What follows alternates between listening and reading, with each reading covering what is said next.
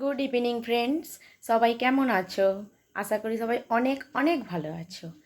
আজকের ভিডিওটা একটু অন্য ধরনের হবে। আজকে আমি তোমাদের আর ড্রয়িং দেখাবো না, কেমন? আজকে তোমাদের আমি একটি ক্রাফট তৈরি করে দেখাবো। চলো এবার শুরু করা যাক তাহলে। প্রথমে আমি কয়েকটি কালার পেপার, কাঁচি, আঠা এবং পেন্সিল নিয়ে নিয়েছি।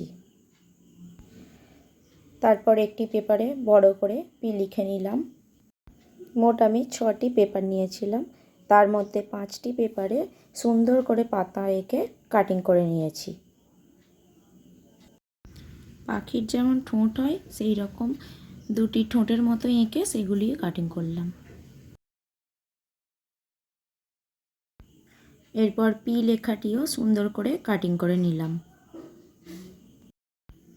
এরপর পি এর সামনের দিকের মাঝখানে ঠিক ঠোঁট আঁকা যেগুলো কাটিং ছিল সেগুলো লাগিয়েছি। তারপর 3টে পাতা পরপর লাগিয়েছি, তার মাঝে আরও 2টো পাতা লাগিয়েছি।